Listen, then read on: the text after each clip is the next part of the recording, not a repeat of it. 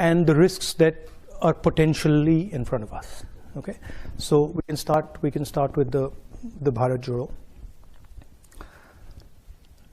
Everybody knows, and it's been in the news a lot, that Indian democracy is under pressure, is under attack, right?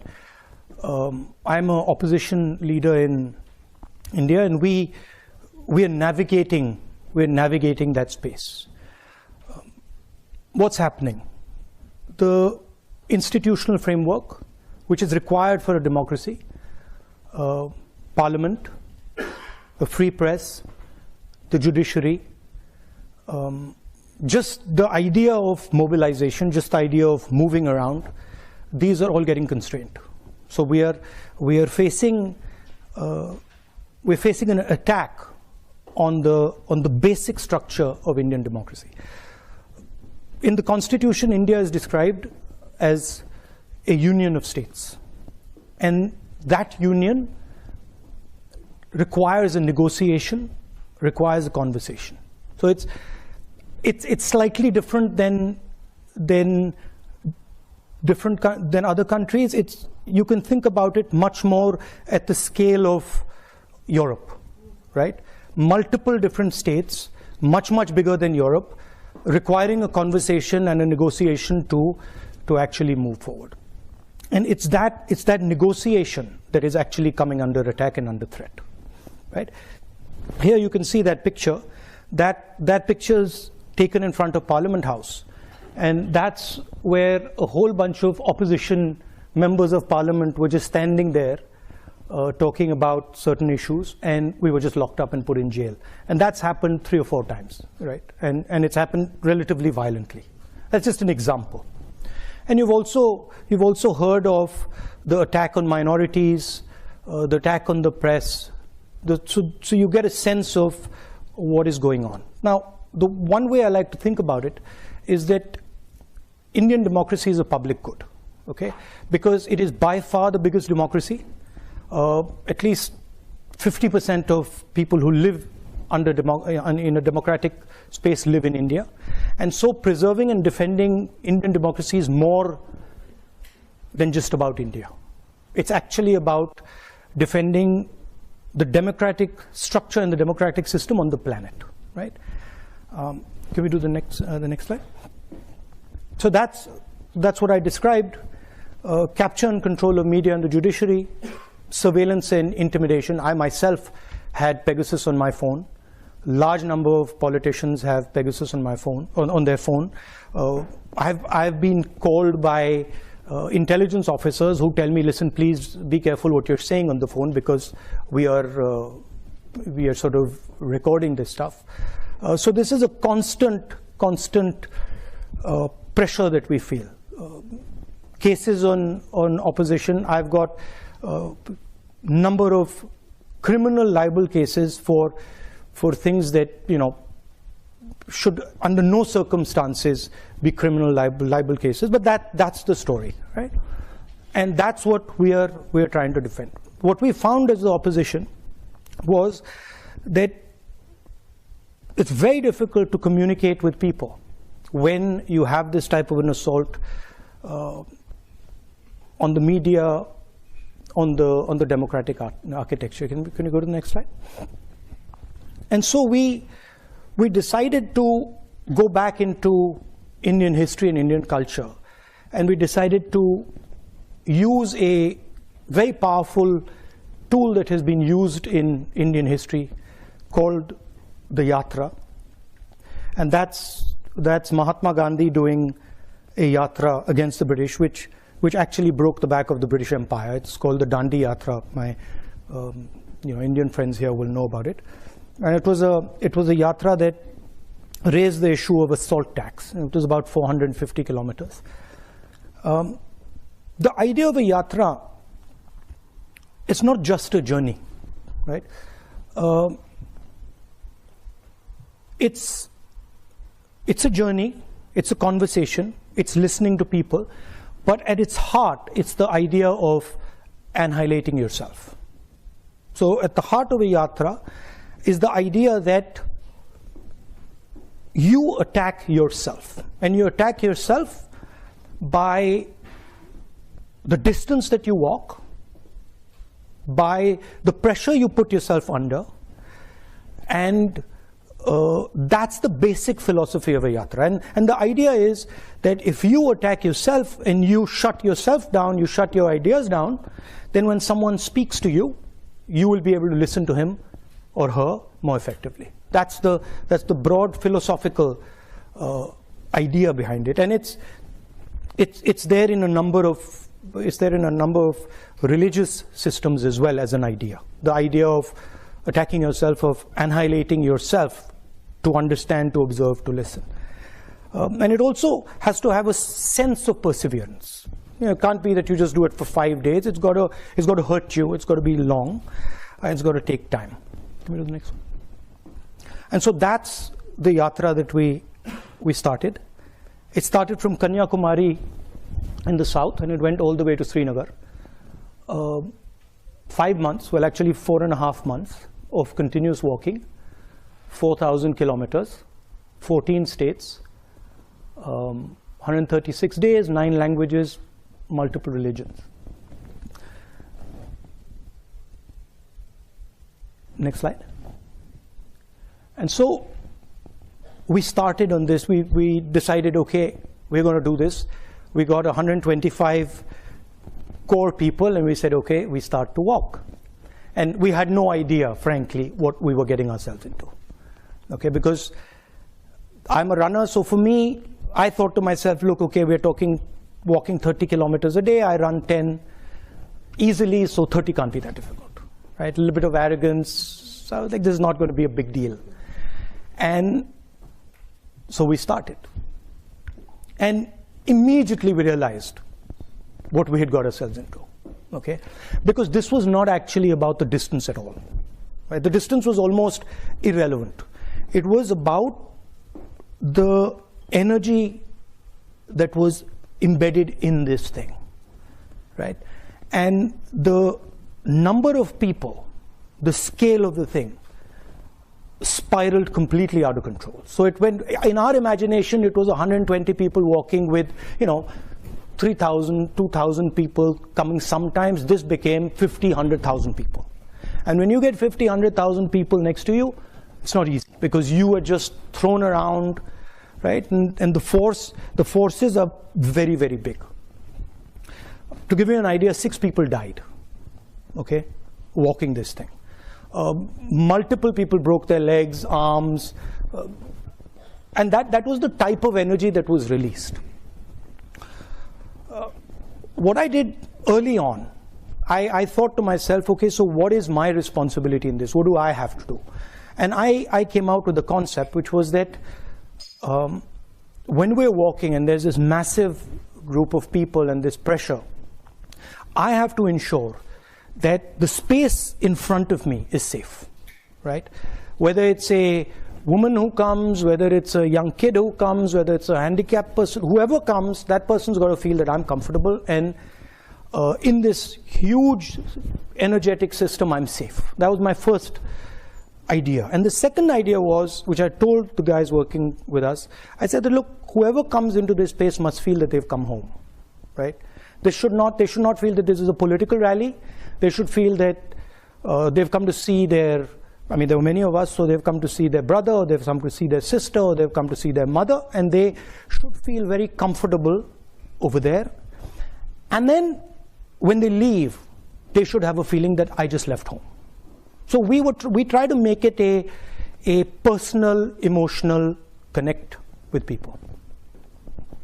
That was just an idea, and that's the idea here of creating this listening space. Can we do the next one? And that's what the thing looks like, right? And that's so you can see the space around me there, and there's others who are walking with me over there. There you can't really see it. And so there's massive pressure coming into that space, right?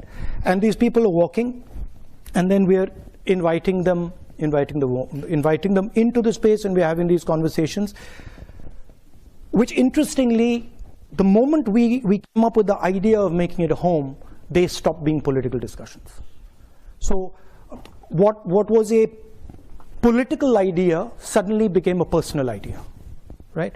And we started getting people who started talking to us about things that we never imagined that they would speak about, right? Just completely, as a politician, we're used to saying, okay, let's talk about employment, let's talk about, these type of things. And suddenly we were getting this emotional outburst of people telling us the most personal things.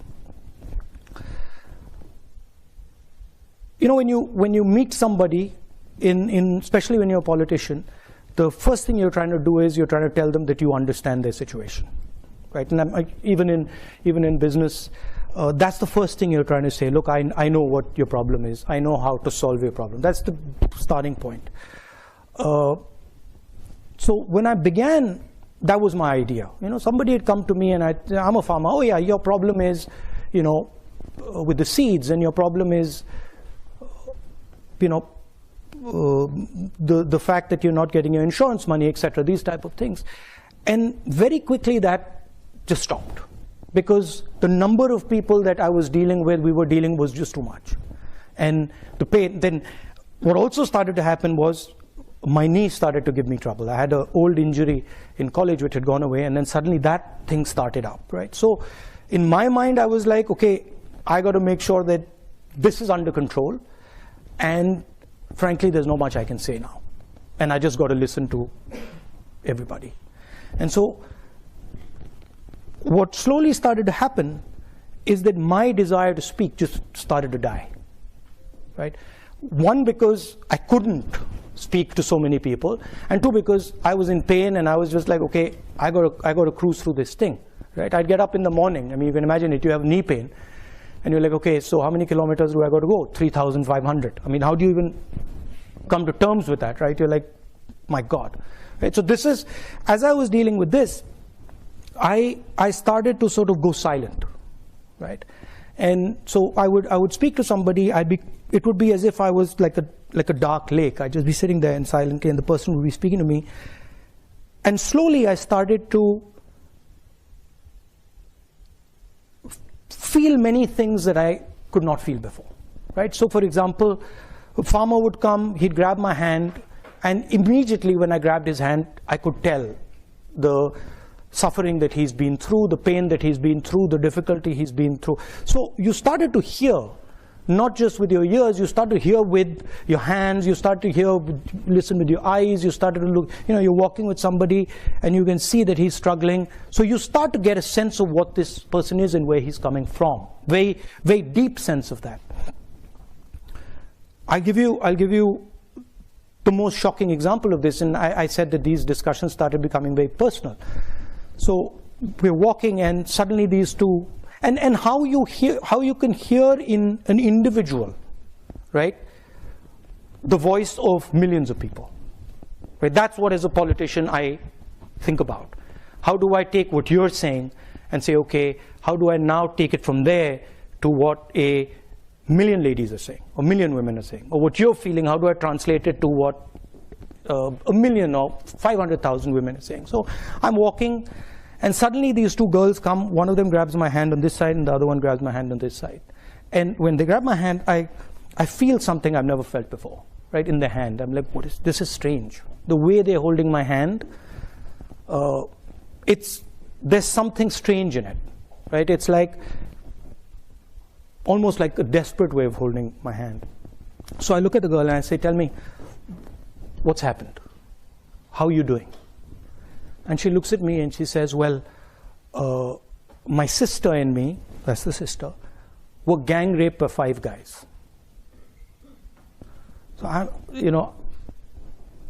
this is not a personal conversation that you have with somebody you've just met. So I'm like, look, let's call the cops, right? That's my first reaction. I'm like, that's the real problem. Let's call the cops. And they're like, no, please don't call the cops. You can't call the cops. So why can't I call the cops? And they're like, well, if you call the cops, we'll be shamed. And then the girl says, and I'll never be able to get married. So I'm saying, what do you want me to do? They don't call the cops. So I was like, okay, so but then what do I do? If I don't call the cops, how do I help you? They're like, no, we just wanted our brother to know what has happened to us. And I said, yeah, you've told your brother what's happened to you, but now what do I do? And there's nothing you can do. And then they walked away, right? So now you extrapolate that, and you can see thousands of women who have faced something like that, and you can see the pain that is there hidden. You can see the difficulty that they're dealing with. The other thing they said, the other thing I thought when they walked away, I was like, my God, so these girls have dealt with this, and now they're going to deal with it for the rest of their life, and they're never going to tell anybody. Right? And I thought, that's crazy. But that's it. Right? So these are the type of things that started to happen. And they started to change, as a politician, the way I look at people and the way I think about people and the way I react to people. Right? Almost like a silence in me. That is just, okay, say what you have to say and I'm quiet. And there's nothing I'm going to say. And tell me everything you have to say. Right? And then once you've told me, I'm not telling anybody. Right? Which is trust. So that's what this yatra started to do. And it started to happen with kids. I'm walking I'm walking, and just to give you a flavor of India, I'm walking and there are these little beggars who come, little kids. And they come and they hug me and stuff. So I'm fooling around with them.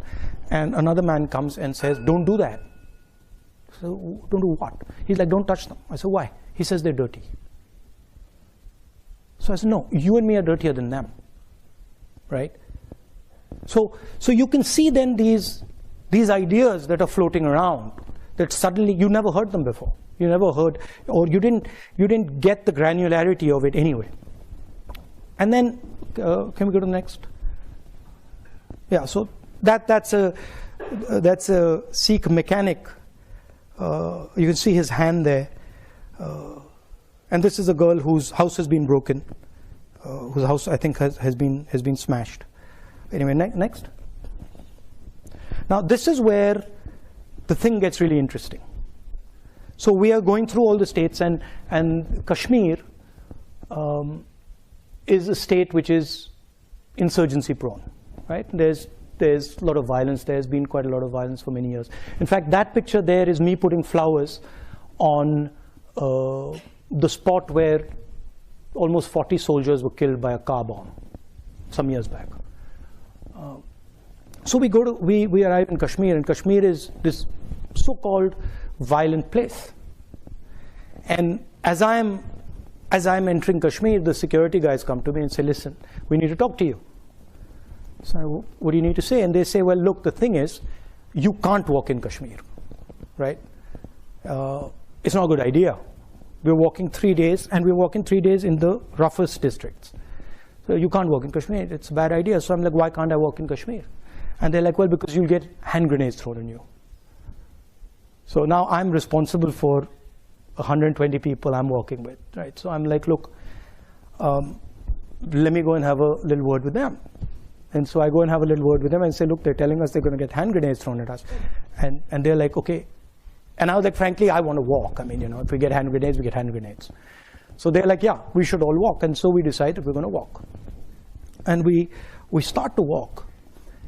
And suddenly what starts to happen is these Indian flags start coming everywhere, right? Everywhere, they just start coming out, right? The first day we're told about 2,000 people are going to show up, and 40,000 people show up, right? And that thing over there, where I'm sitting on that jeep, is because the police and security system just been overloaded, and it's collapsed, right? Because they can't manage the crowd. And if you look carefully, you'll see the panic on the security people's faces. Anyway, they pull us out of that and say, this just doesn't work. We can't go through this in this manner. And then the next day they set it up properly, and then we go through. That's us entering Kashmir where the mountains are. That's on the first day. And then the really interesting thing happens. So we've been told we're going to be killed. We're walking.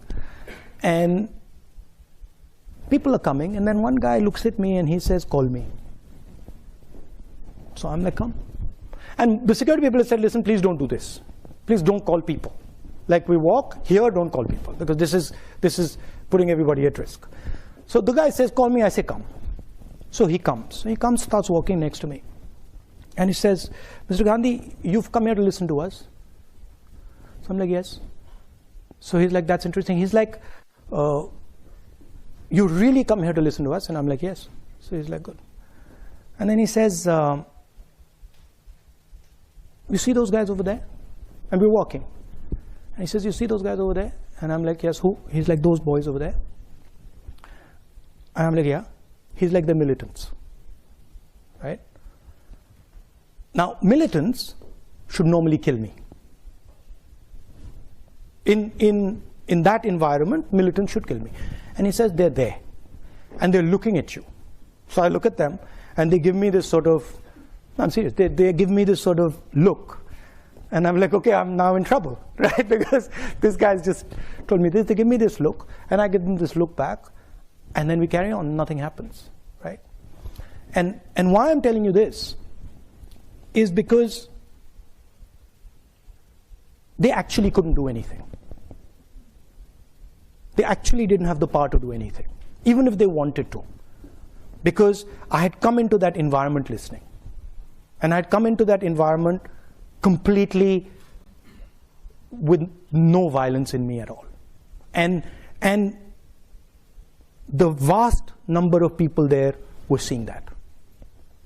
Right? So that to me was an indicator of the power of listening and nonviolence. Now, what did we hear in India? The main thing. We heard that, and this you don't hear in the media. In the media, you have a completely different discourse going on. You have Bollywood, you have cricket, you have all sorts of other stuff. What we heard in India is, the main thing we heard is unemployment. That India is simply not producing the jobs its youngsters need, period, the end. And that's everybody, all the young people, okay? So I want to leave you with that. Now, let's go to the next. So now, let's move to the two divergent ideas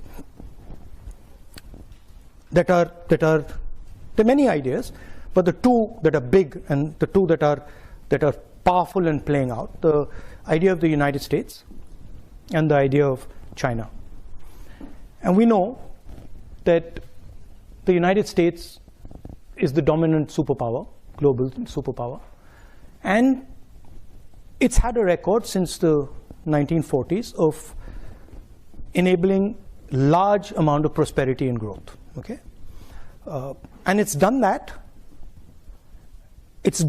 in a democratic environment. It used to produce, and it used to produce in a democratic framework. And that's quite an important thing, in my view. The history of the United States, everybody knows. People went from Europe, people went from England because they were persecuted. So the idea of individual freedom is very, very deep in America.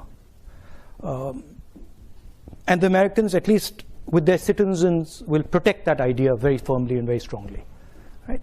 And the other idea that's central to America is the idea of openness, the idea that anybody can come into America and anybody can dream the American dream. I was educated there, and I remember being surprised at how open it was. I'll give you an anecdote. My father had just died, and I had been killed, and I was in America in college, and I was a bit upset. So my guardian told me to come from Boston to Atlanta, and I remember 3 or 4 in the morning. I got up, took the cab to Logan Airport, and there was a Haitian taxi driver. And I started talking to him, and he said, you know, America's given me my life. America has given me everything I have. I had nothing. in Haiti, and I came here and they love me and they treat me with respect. And I'm part of the American dream. And then I walked out to on the curb, and as I was walking out, I pulled my suitcase out, and there was a guy standing there, and he had these suitcases in front of him. So he said, "Which airline are you flying?" And I was a bit suspicious. I was like, why is this stranger asking me which airline am I flying? And anyway, I hesitated, and then I told him, and he said, "Oh, you can do curbside check-in." And I'm like, "What's that?" And he's like, "Well, you can just leave your bags here." Now, for me, this was just like a mind-blowing idea, right? Like, I leave my bags here? Okay. So I was like, no. He's like, no, you can leave your bags here. So I was like, okay, so who are you? And so he pulls out his airline ID. And I'm like, okay, that's interesting. And I leave the bags. And then I walk off, I remember asking myself, when are these guys going to check my ID? Right, I had a passport and my college ID, and when are they going to check my ID? And they didn't check my ID. They didn't check my ID right into the plane. This was pre-9/11, so maybe a lot of you guys don't remember this, but haven't felt this. But I was like, what's going on, right? And why are these guys not checking this ID in my own country? They check my ID, right? They'll ask me for the passport immediately, and here they're not. What is going on? And I remember sitting on the plane saying, my God, this is an amazing place. I've come here a few months ago, and they've let me through the airport. They've not checked me, and they trust me. They believe in me, right? And to me, those two ideas are the core of the idea of America. They will make you feel comfortable, and they will protect you. Okay, in America. In America, not outside America often. Okay, outside America, they can do bad things to you sometimes, but in America, they will protect you. Okay? And to me, that's the central idea of the United States. And it's a very powerful idea, and it's been successful. And it's basically built a superpower.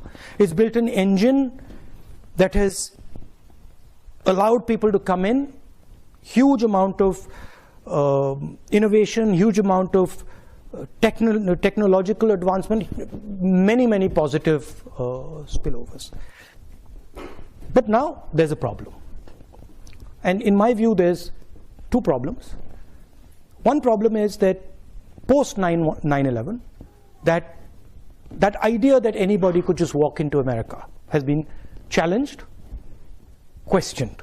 It's been questioned directly by bin Laden, by putting planes into the World Trade Center, by generating huge amount of anger and fear, and that has had a result. The Americans are absolutely correctly, they're concerned about people who come in, about what they might do, and you can see that with the whole Homeland Security, the X-ray machines at the airport, all that going on. That's basically the idea that you can't just come into America like you used to. Okay, so that's one big change that's taken place. And the second really big change that's taken place is that what used to be the strength of the United States, the idea of production in America, the idea of manufacturing in America, has simply left. It's just gone away from America, it's gone somewhere else. Where's it gone? Can you do the next slide? Where's it gone? It's gone here, right? And it's gone to the aspiring global superpower, which today dominates production. Okay? Now, I've read quite a lot about the Chinese. I've studied them. I've spoken to senior leaders. I've spoken to people who think about China. I'm not an expert, but I have a decent understanding. Okay? So bear that in mind. Now, the way the Americans value individual liberty, the Chinese value harmony. They are not, individual liberty is not central to their idea. Okay? Their idea is much more about the society being in harmony, because they've had massive tremors, right? They've had huge amounts of pain, they've had revolution, they've had civil war, they've had the Cultural Revolution. So what they don't want is that things go out of control, that things spiral out of control and disorder comes, which is legitimate. For them, it's as legitimate as individual liberty is for the United States, right? For them. One conversation that I had really struck me about China, and it's shaped how I think about it. Okay, and the conversation was with a senior gentleman of the Communist Party, and I asked him. I said, "Tell me, what is China?" Right? I said, "Is China a country?" He says, "Yes." And I said, "Okay, is China a nation?" And he said, "Yes." I said, "No, but give me a Chinese explanation of what you are." And so he says, "Look, Mr. Gandhi, I'll explain it to you." He says the Yellow River comes down from the Himalayas. It flows down. And it has unlimited power. It has unlimited energy in it. He says if Chinese civilization orders itself and organizes itself effectively, which it does on the coast, mostly, it can harness the power of the Yellow River. And when it harnesses the power of the Yellow River effectively, China rises. He says sometimes what happens is the Yellow River comes with all its energy, and China cannot organize itself to harness its energy. And then there is disorder in China. And the energy havoc and then flows into the sea and is wasted. And I thought this was a completely different way of thinking about a country than anything I had heard from any Western politician. I had never heard anything of this type, right? If you ask American politicians what is America, it's land of the free, right? They don't start talking to you about the Mississippi River and that's. I never heard it. Maybe they do. Okay, but so China looks at energy. China looks at flow. China looks at processes, right? And China tries to shape them. Now, if you use that metaphor, you can see some of their actions flowing out of this. Right? You can understand now what the Belt and Road looks like and why it does what it does. Because the Yellow River, the Yellow River flows this way. Chinese civilization harnesses the energy, and then the energy flows right back into Asia. Right? You can understand what the Three Gorges Dam is. Right? And I get the sense, and maybe I'm wrong, but I get the sense that the infrastructure that you see in China, the railways, the airports, the dams, they are actually, in the Chinese mind, they are emerging from nature. They're emerging from the power of the river, and they're, in a sense, China sees itself as a force of nature, right? And is embedded in nature. Whereas the West, America, does not see itself as embedded in nature. It sees itself as placed on top of nature. Okay?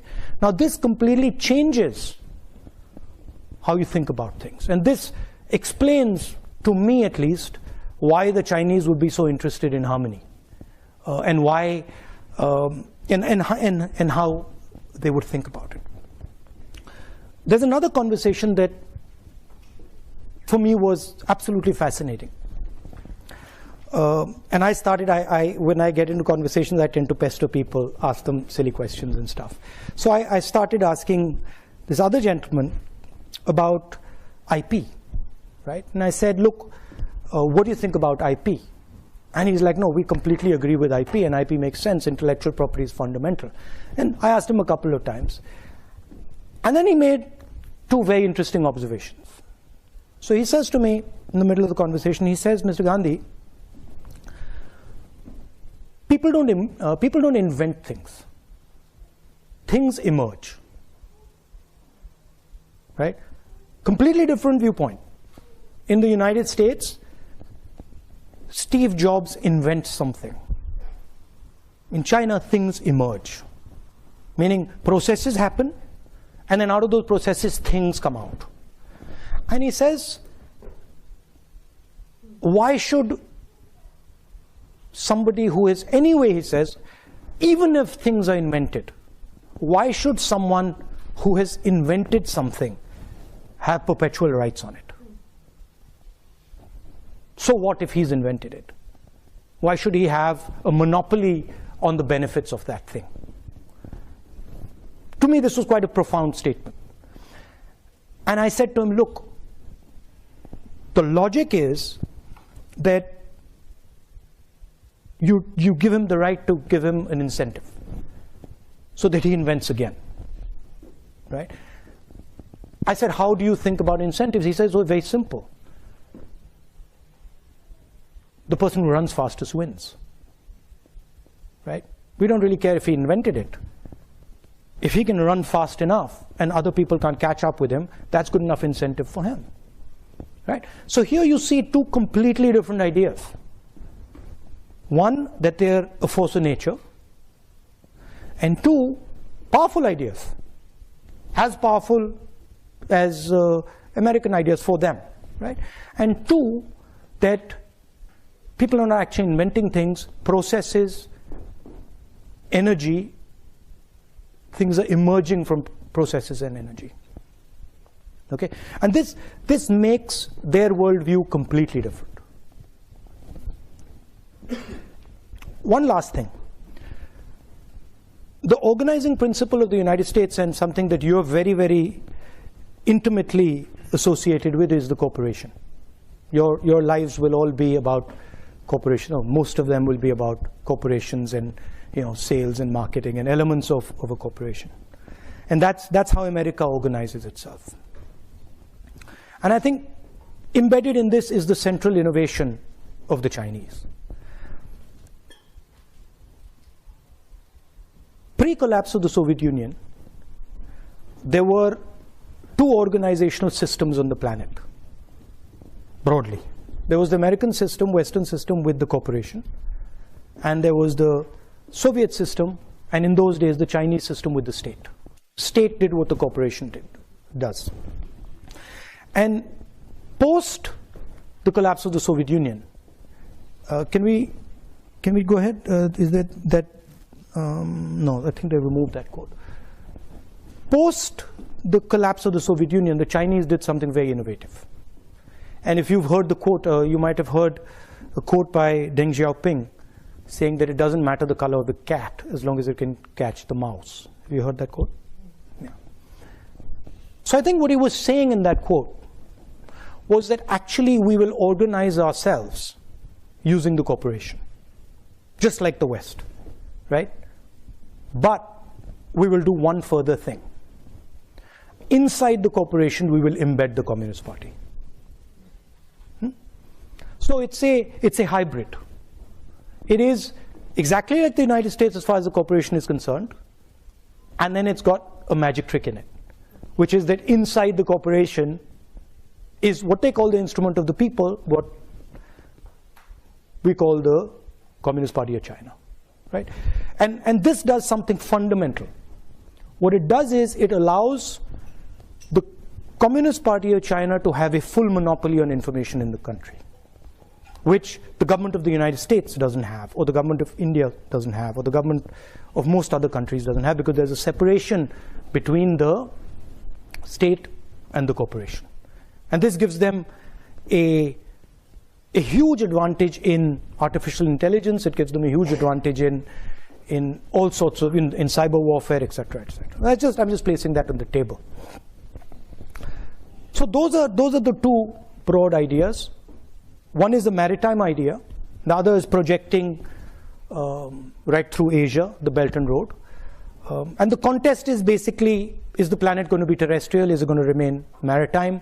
What's going to be the balance? And China sees itself as dominating the terrestrial space and contesting the maritime space. That's how it's playing out. Now, to the conclusion. So a couple of things are very clear.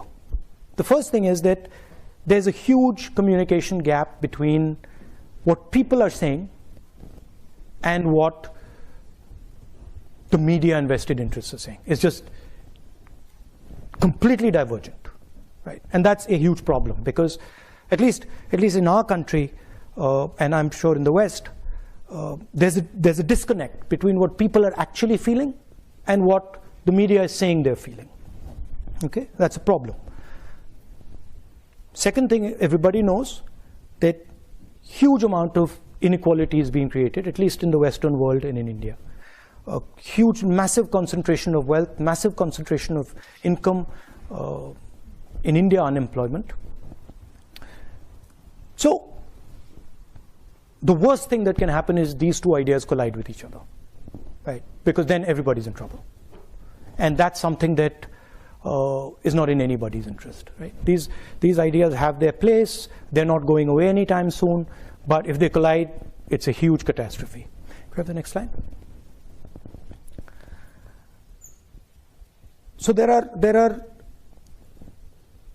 two things that to me are quite obvious. Number one, that with the technological advances that are taking place, with the communication system, the fact that the world is getting hyper-connected, the planet is basically becoming like an organism, like a connected organism with a nervous system, right?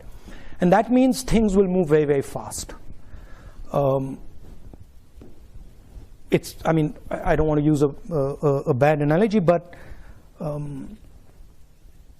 cyanide kills you in seconds because it uses your nervous system, right? And it kills you with almost no energy. It requires very little energy to completely wipe you out. So that's the space we're heading, where things will move very, very quickly and they will infect everything very fast, right? So the first thing we have to think about is the need for a global immune system that listens very fast to escalation that is uncontrolled. And Ukraine would be an example, right? We're sitting here, Ukraine just keeps escalating. Nobody actually knows where it's going to end. So those, in a hyper-connected world, that's a very dangerous thing.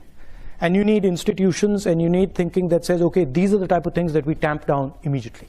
So that's one idea. And the second idea, which I think is fundamental and goes back to the point I raised about India being a public good and being the biggest democracy in the world. We simply cannot afford a planet that doesn't produce under democratic conditions. Okay? Because if democracies do not start producing again, right, they will not survive. Because the tensions that will arise inside the democracy, the inequality that will arise, the anger that will arise will just collapse the democracy. So what is required is new thinking about how you start to produce in a democratic environment, which is completely different than production in a coercive environment. In a coercive environment, what you're basically doing is a factory, a production unit has a huge amount of socio-political energy inside it. And what you're doing is you're forcing it closed inside the structure. You can't do that in a democracy. So that conversation between labor and capital has to happen, has to be a negotiation, right? And I think that's where a lot of the thinking has to happen. How do we start to produce again in a democratic environment, and how do we manage the negotiation between the structures in the factory so that they can happen in a democratic structure? Otherwise, in my view, democracies are in trouble, in big trouble, right? And that the good news there is, of course, technology will help you, decentralization will help you, decentralization of power will help you. So I think things can be done now that couldn't have been done 10, 20, 30 years ago in terms of technology, in terms of decentralized manufacturing, in terms of the structures that you need for that negotiation. But I think that's where a lot of the conversation has to happen. And finally, for me as a politician, the idea of listening, observing, and doing it persistently, quietly is very powerful. And I think these ideas, divergent ideas, They need to also spend some time listening to each other. One mustn't say that, oh, this is wrong and that is right. Everybody has his own way of doing things. But I think one must give space to the other and say, okay, what is that other person doing? And that requires a little bit of the idea that I mentioned at the beginning, this idea of annihilating the self, right? I'm going to keep quiet. I'm going to curb my desires. I'm going to curb my imagination.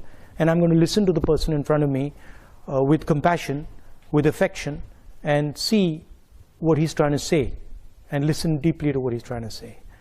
I think that would be very, very good for the planet. Thank you.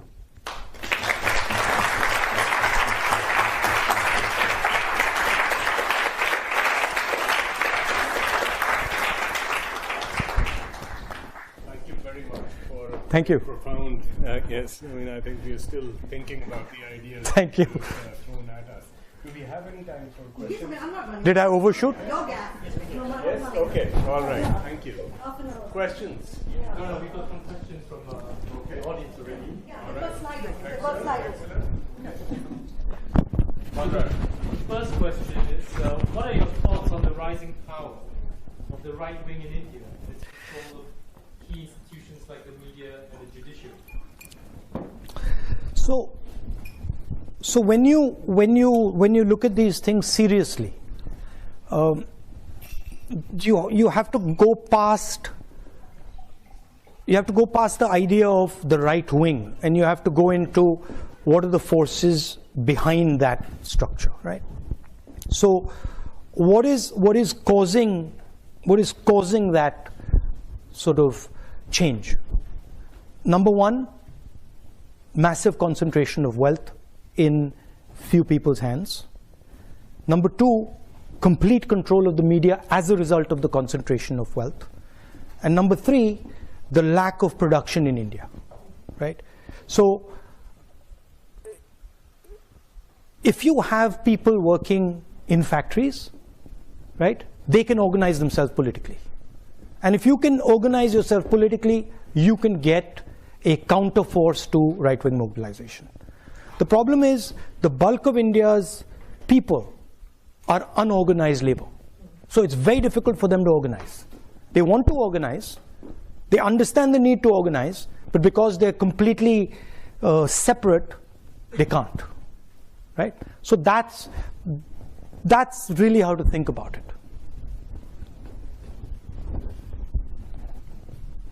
The next question is from Meku. How will you heal what is a highly divisive and polarized India? What would you say to the voters of the opposing party to help bridge differences? Opposing party, you mean the people in power? I mean, I can say a lot, they don't listen. I can keep saying it, they don't listen. So, I think, can you show me that picture of the large crowd there? Not that one. That's a different type of crowd. That's a different type of crowd.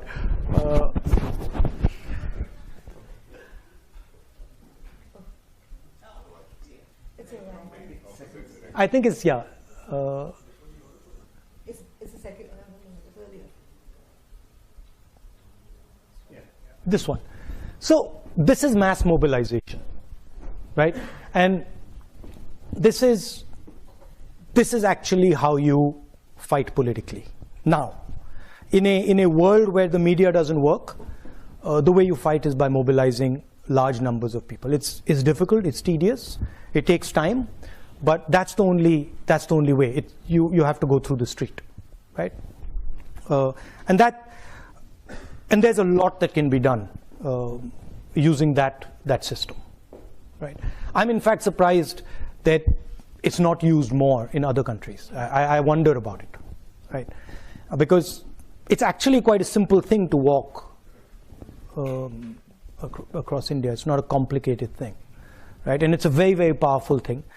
And so it's about allowing people to express themselves, right? How do you heal? I think this is healing.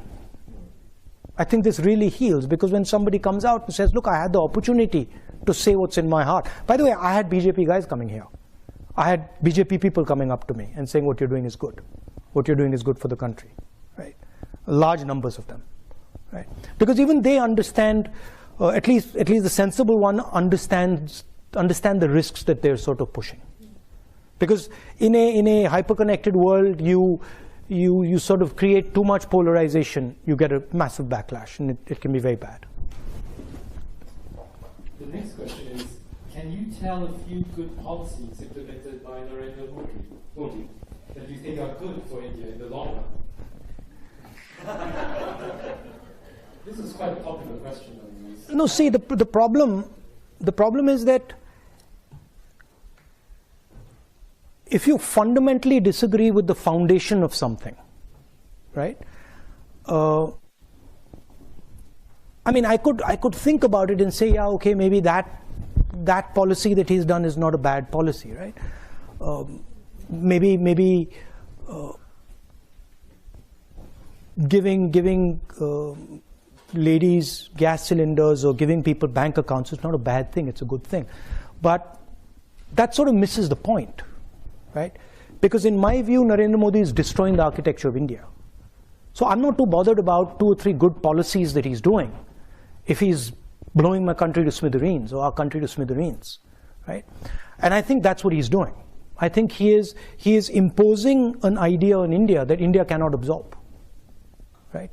India, as I said, is a union of states. It's a negotiation. And if you try to force one idea on a union, it'll react, right? I mean, I've got a Sikh gentleman sitting here, right? He's from the Sikh religion. You come from India? He comes from India, right? We've got Muslims in India. We've got Christians in India. We've got different languages in India, right? They're all India. Mr. Narendra Modi says he's not. Mr. Narendra Modi says he's a second-class citizen in India. Right? I don't agree with him. Now, if your disagreement is so fundamental, then really talking about 3 policies that you agree with, I think misses the point.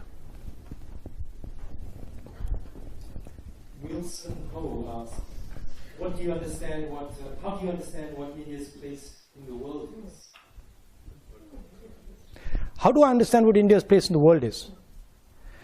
Somebody once told one of India's leaders, do you lean left or do you lean right? And she said, we stand straight. Right? So India's place in the world is when India is successfully expressing herself, right? Not himself, herself. Because I believe that India has a feminine essence, a feminine quality. And so when India is expressing herself freely, and all the people of India expressing themselves freely, then naturally what India does is correct. Dr. Moore asks, how do you reconcile the burden and responsibility of being part of such a famous political family, making your work connected but still retain a sense of self? No, I come from a philosophy in India that aims at destroying the self. So that's just the political philosophy I come from. I mean, that's a sort of more nuanced point and a sort of nuanced question. I fight for an idea. क्योंकि इस seat पर 30 साल बाद कांग्रेस को जीत दर्ज करने में कामयाबी मिली। कस्बा पेट सीट पर कांग्रेस के ढंगेकर रविंद्र हेमराज को 73,309 वोट मिले, जबकि बीजेपी के हेमंत नारायण को 62,394 वोट ही मिले। महाराष्ट्र कांग्रेस के अध्यक्ष नाना पटोले के मुताबिक कस्बा सीट पर लोगों में बीजेपी के खिलाफ नाराजगी है। किसान की आत्महत्या, छोटा व्यापारी, सबको उद्ध्वस्त करने का काम सत्ता के आधार पर जो बीजेपी ने किया, उसका जवाब कस्बा की जनता ने दिया है। लेकिन महाराष्ट्र की दूसरी सीट पर हुए उपचुनाव ने महाविकास अघाड़ी से जश्न मनाने का मौका छीन लिया, क्योंकि वहां बीजेपी ने बड़े अंतर से जीत दर्ज कर ली और महाराष्ट्र की चिचवाड़ सीट पर बीजेपी का सीधा मुकाबला एनसीपी से था। लेकिन इस सीट पर बीजेपी का काम आसान करने के लिए कांग्रेस का ही एक बागी उम्मीदवार चुनाव मैदान में निर्दलीय उतर गया। एनसीपी के विट्ठल को 83,005 वोट मिले। निर्दलीय उम्मीदवार कलाटे तानाजी को 35,370 वोट मिले, जबकि बीजेपी के अश्विनी जगताप को 1,08,544 वोट मिले। यानी महाविकास आघाड़ी की आपसी फूट का फायदा बीजेपी को मिल गया। एक सीट तो हम जीते हैं और जो दूसरी हारे हैं वो बहुत कम वोटों से हारे हैं। हालांकि इन दोनों सीटों के नतीजों से महाराष्ट्र की सरकार पर कोई फर्क नहीं पड़ने वाला, लेकिन 2024 में होने वाले महाराष्ट्र के विधानसभा चुनाव के नजरिए से ये चुनाव अहम माने जा रहे थे। इधर तमिलनाडु की इरोड ईस्ट विधानसभा सीट के उपचुनाव में जीत के साथ कांग्रेस ने अपनी ये सीट बरकरार रखी। वहां पर कांग्रेस विधायक थिरुमगन एवेरा के निधन के बाद उपचुनाव कराए गए, जिसमें कांग्रेस के उम्मीदवार EVKS इलांगोवन की जीत हुई। उन्होंने AIADMK के उम्मीदवार KS थेन्नारासु को बड़े अंतर से मात दिया। 40 people were very confident to win. इस चुनाव में तमिलनाडु के मुख्यमंत्री MK स्टालिन की पार्टी DMK ने पहले ही कांग्रेस उम्मीदवार को समर्थन देने का ऐलान कर दिया था। उधर त्रिपुरा में जीत दर्ज करने के साथ ही बीजेपी ने वहां के शहरी इलाकों पर भी अपना दबदबा कायम रखा और बड़ी तादाद में वोट बटोरे, जिसकी वजह से बीजेपी के लिए त्रिपुरा की सत्ता तक पहुंचने की राह आसान हो गई। माना जाता है कि देश के शहरी इलाकों में बीजेपी मजबूत पकड़ रखती है। त्रिपुरा में भी वही देखने को मिला, बल्कि वहां तो बीजेपी ने अपने विरोधियों के लिए कुछ खास मुकाबला ही नहीं छोड़ा। त्रिपुरा की 60 विधानसभा सीटों में 20 सीटें शहरी इलाकों में पड़ती हैं। उन 20 सीटों में 13 सीटों को बीजेपी गठबंधन ने अपने पाले में कर लिया, जबकि लेफ्ट और कांग्रेस गठबंधन सिर्फ 6 सीटों पर सिमट गया और टिपरा मोथा पार्टी तो एक ही सीट जीत पाई। इस बीच मुख्य चुनाव आयुक्त और चुनाव आयुक्तों की नियुक्ति पर सुप्रीम कोर्ट ने बड़ा फैसला लिया है। उन्होंने CBI चीफ की तर्ज पर CEC की नियुक्ति किए जाने का आदेश दिया, जबकि पहले सिर्फ केंद्र सरकार ही मुख्य चुनाव आयुक्त और चुनाव आयुक्तों की नियुक्ति करती थी। लेकिन सुप्रीम कोर्ट के आदेश के बाद अब CBI चीफ की तरह उनकी नियुक्तियां होंगी। यानी अब प्रधानमंत्री, लोकसभा में नेता प्रतिपक्ष और CGI की कमेटी मुख्य चुनाव आयुक्त और चुनाव आयुक्तों के नामों की सिफारिश राष्ट्रपति से करेगी, जिनकी नियुक्ति पर राष्ट्रपति मुहर लगाएंगे। इस बीच महाराष्ट्र में 2 विधानसभा सीटों पर हुए उपचुनाव में एक सीट बीजेपी और कांग्रेस के खाते में चली गई। महाराष्ट्र की कस्बा पेट सीट पर मिली जीत से महाविकास आघाड़ी के हौसले बुलंद हो गए, क्योंकि इस सीट पर 30 साल बाद कांग्रेस को जीत दर्ज करने में कामयाबी मिली। कस्बा पेट सीट पर कांग्रेस के ढंगेकर रविंद्र हेमराज को 73,309 वोट मिले, जबकि बीजेपी के हेमंत नारायण को 62,394 वोट ही मिले। महाराष्ट्र कांग्रेस के अध्यक्ष नाना पटोले के मुताबिक कस्बा सीट पर लोगों में बीजेपी के खिलाफ नाराजगी है। किसान की आत्महत्या, छोटा व्यापारी, सबको उद्ध्वस्त करने का काम सत्ता के आधार पर जो बीजेपी ने किया, उसका जवाब कस्बा की जनता ने दिया है। लेकिन महाराष्ट्र की दूसरी सीट पर हुए उपचुनाव ने महाविकास आघाड़ी से जश्न मनाने का मौका छीन लिया, क्योंकि वहां बीजेपी ने बड़े अंतर से जीत दर्ज कर ली और महाराष्ट्र की चिचवाड़ सीट पर बीजेपी का सीधा मुकाबला एनसीपी से था। हारे हैं वो बहुत कम वोटों से हारे हैं। हालांकि इन दोनों सीटों के नतीजों से महाराष्ट्र की सरकार पर कोई फर्क नहीं पड़ने वाला, लेकिन 2024 में होने वाले महाराष्ट्र के विधानसभा चुनाव के नजरिए से ये चुनाव अहम माने जा रहे थे। इधर तमिलनाडु की इरोड ईस्ट विधानसभा सीट के उपचुनाव में जीत के साथ कांग्रेस ने अपनी ये सीट बरकरार रखी। वहां पर कांग्रेस विधायक थिरुमगन एवेरा के निधन के बाद उपचुनाव कराए गए, जिसमें कांग्रेस के उम्मीदवार EVKS इलांगोवन की जीत हुई। उन्होंने AIADMK के उम्मीदवार KS थेन्नारासु को बड़े अंतर से मात दिया। 40 people were very confident to win. इस चुनाव में तमिलनाडु के मुख्यमंत्री MK स्टालिन की पार्टी DMK ने पहले ही कांग्रेस उम्मीदवार को समर्थन देने का ऐलान कर दिया था। उधर त्रिपुरा में जीत दर्ज करने के साथ ही बीजेपी ने वहां के शहरी इलाकों पर भी अपना दबदबा कायम रखा और बड़ी तादाद में वोट बटोरे, जिसकी वजह से बीजेपी के लिए त्रिपुरा की सत्ता तक पहुंचने की राह आसान हो गई। माना जाता है कि देश के शहरी इलाकों में बीजेपी मजबूत पकड़ रखती है। त्रिपुरा में भी वही देखने को मिला, बल्कि वहां तो बीजेपी ने अपने विरोधियों के लिए कुछ खास मुकाबला ही नहीं छोड़ा। त्रिपुरा की 60 विधानसभा सीटों में 20 सीटें शहरी इलाकों में पड़ती हैं। उन 20 सीटों में 13 सीटों को बीजेपी गठबंधन ने अपने पाले में कर लिया, जबकि लेफ्ट और कांग्रेस गठबंधन सिर्फ 6 सीटों पर सिमट गया और टिपरा मोथा पार्टी तो एक ही सीट जीत पाई।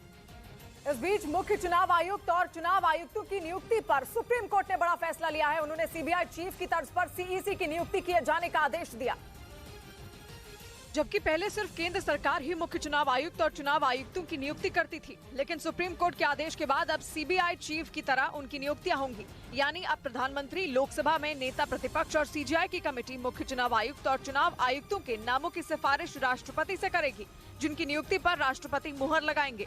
इस बीच महाराष्ट्र में 2 विधानसभा सीटों पर हुए उपचुनाव में एक सीट बीजेपी और कांग्रेस के खाते में चली गई। महाराष्ट्र की कस्बा पेट सीट पर मिली जीत से महाविकास आघाड़ी के हौसले बुलंद हो गए, क्योंकि इस सीट पर 30 साल बाद कांग्रेस को जीत दर्ज करने में कामयाबी मिली। कस्बा पेट सीट पर कांग्रेस के ढंगेकर रविंद्र हेमराज को 73,309 वोट मिले, जबकि बीजेपी के हेमंत नारायण को 62,394 वोट ही मिले।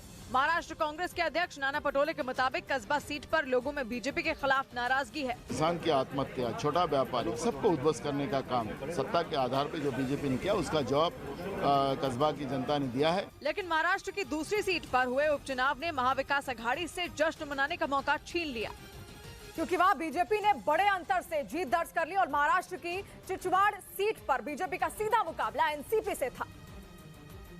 लेकिन इस सीट पर बीजेपी का काम आसान करने के लिए कांग्रेस का ही एक बागी उम्मीदवार चुनाव मैदान में निर्दलीय उतर गया। एनसीपी के विट्ठल को 83,005 वोट मिले, निर्दलीय उम्मीदवार कलाटे तानाजी को 35,370 वोट मिले, जबकि बीजेपी के अश्विनी जगताप को 1,08,544 वोट मिले। यानी महाविकास आघाड़ी की आपसी फूट का फायदा बीजेपी को मिल गया। एक सीट तो हम जीते हैं और जो दूसरी हारे हैं वो बहुत कम वोटों से हारे हैं। हालांकि इन दोनों सीटों के नतीजों से महाराष्ट्र की सरकार पर कोई फर्क नहीं पड़ने वाला, लेकिन 2024 में होने वाले महाराष्ट्र के विधानसभा चुनाव के नजरिए से ये चुनाव अहम माने जा रहे थे। इधर तमिलनाडु की इरोड ईस्ट विधानसभा सीट के उपचुनाव में जीत के साथ कांग्रेस ने अपनी ये सीट बरकरार रखी। वहां पर कांग्रेस विधायक थिरुमगन एवेरा के निधन के बाद उपचुनाव कराए गए, जिसमें कांग्रेस के उम्मीदवार ईवीकेएस इलांगोवन की जीत हुई। उन्होंने एआईएडीएमके के उम्मीदवार केएस थेन्नारासु को बड़े अंतर से मात दिया। Party people were very confident to win. इस चुनाव में तमिलनाडु के मुख्यमंत्री एमके स्टालिन की पार्टी डीएमके ने पहले ही कांग्रेस उम्मीदवार को समर्थन देने का ऐलान कर दिया था। उधर त्रिपुरा में जीत दर्ज करने के साथ ही बीजेपी ने वहां के शहरी इलाकों पर भी अपना दबदबा कायम रखा और बड़ी तादाद में वोट बटोरे, जिसकी वजह से बीजेपी के लिए त्रिपुरा की सत्ता तक पहुंचने की राह आसान हो गई। माना जाता है कि देश के शहरी इलाकों में बीजेपी मजबूत पकड़ रखती है। त्रिपुरा में भी वही देखने को मिला, बल्कि वहां तो बीजेपी ने अपने विरोधियों के लिए कुछ खास मुकाबला ही नहीं छोड़ा।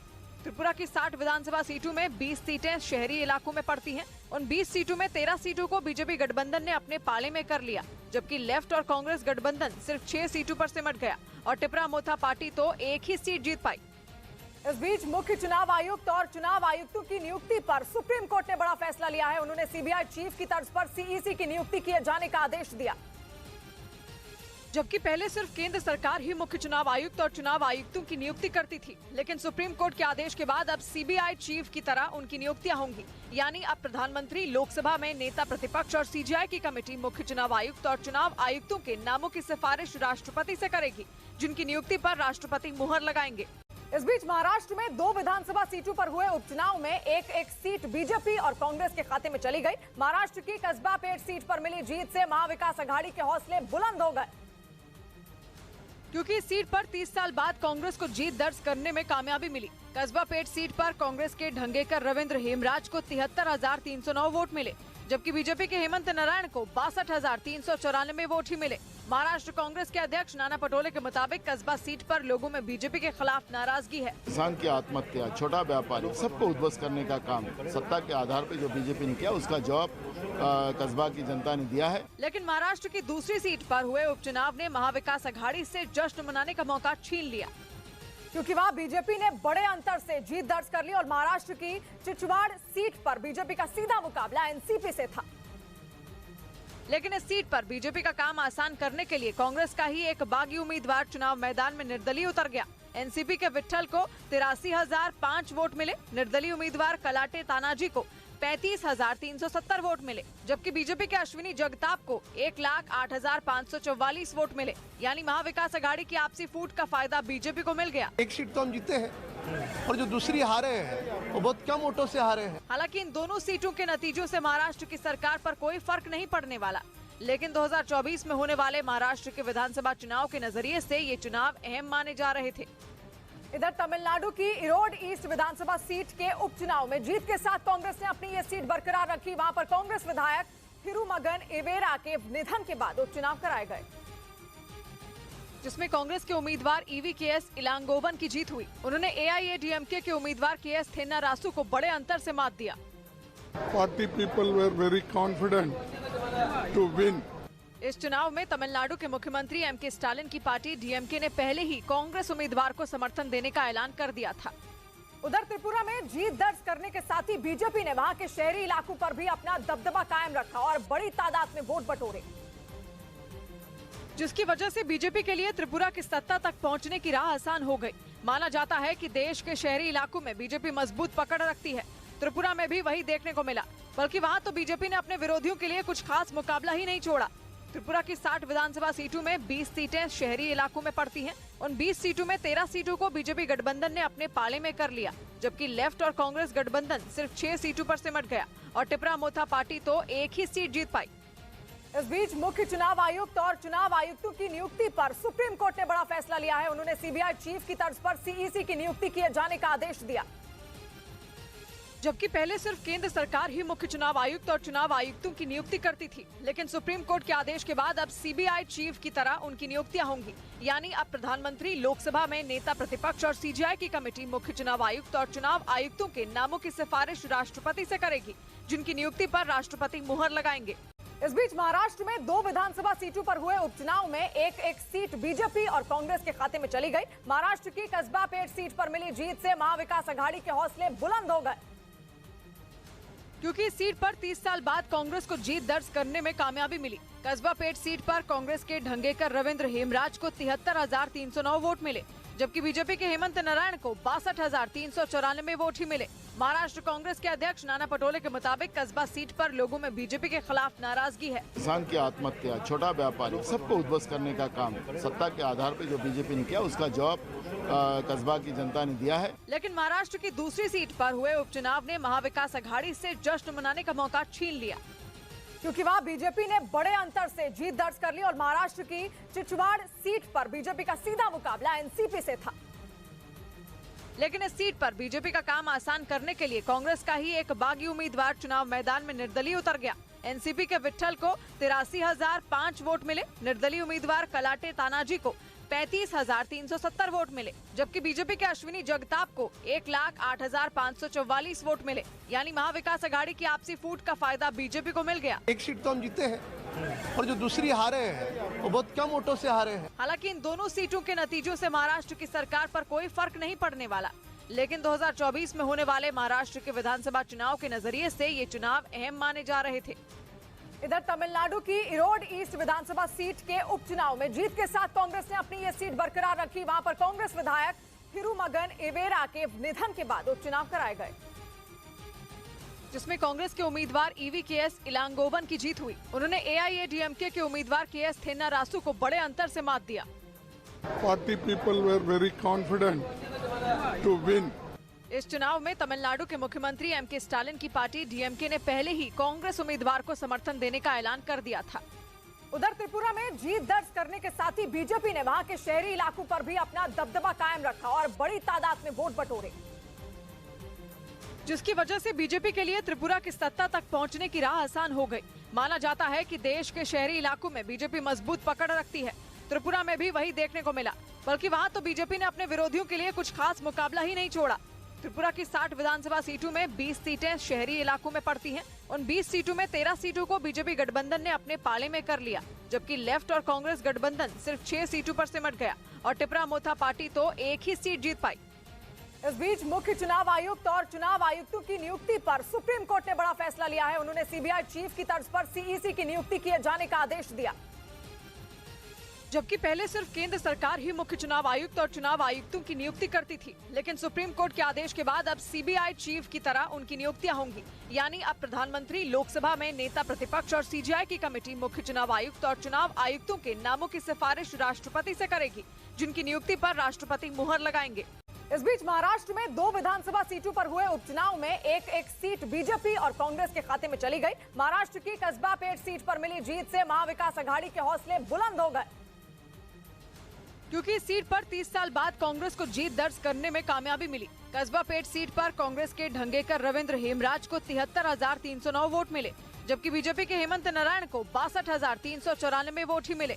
महाराष्ट्र कांग्रेस के अध्यक्ष नाना पटोले के मुताबिक कस्बा सीट पर लोगों में बीजेपी के खिलाफ नाराजगी है। किसान की आत्महत्या, छोटा व्यापारी, सबको उद्ध्वस्त करने का काम सत्ता के आधार पे जो बीजेपी ने किया उसका जवाब कस्बा की जनता ने दिया है। लेकिन महाराष्ट्र की दूसरी सीट पर हुए उपचुनाव ने महाविकास अघाड़ी से जश्न मनाने का मौका छीन लिया, क्योंकि वहां बीजेपी ने बड़े अंतर से जीत दर्ज कर ली और महाराष्ट्र की चिचवाड़ सीट पर बीजेपी का सीधा मुकाबला एनसीपी से था। लेकिन इस सीट पर बीजेपी का काम आसान करने के लिए कांग्रेस का ही एक बागी उम्मीदवार चुनाव मैदान में निर्दलीय उतर गया।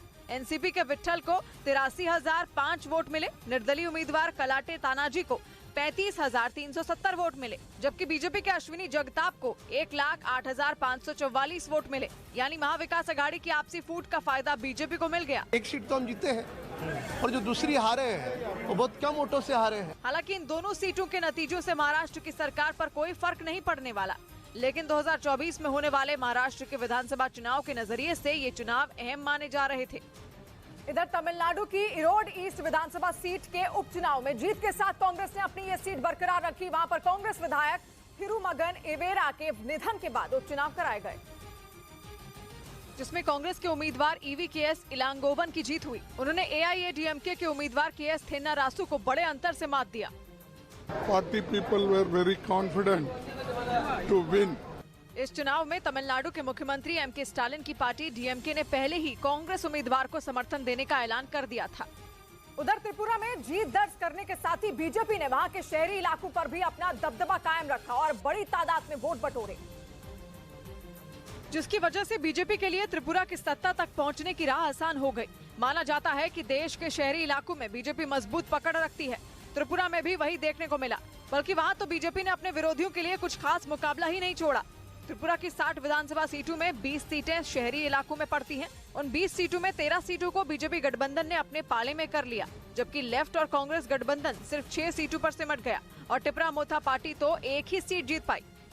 इस बीच मुख्य चुनाव आयुक्त और चुनाव आयुक्तों की नियुक्ति पर सुप्रीम कोर्ट ने बड़ा फैसला लिया है। उन्होंने सीबीआई चीफ की तर्ज पर सीईसी की नियुक्ति किए जाने का आदेश दिया, जबकि पहले सिर्फ केंद्र सरकार ही मुख्य चुनाव आयुक्त और चुनाव आयुक्तों की नियुक्ति करती थी। लेकिन सुप्रीम कोर्ट के आदेश के बाद अब सीबीआई चीफ की तरह उनकी नियुक्तियां होंगी। यानी अब प्रधानमंत्री, लोकसभा में नेता प्रतिपक्ष और सीजीआई की कमेटी मुख्य चुनाव आयुक्त और चुनाव आयुक्तों के नामों की सिफारिश राष्ट्रपति से करेगी, जिनकी नियुक्ति पर राष्ट्रपति मुहर लगाएंगे।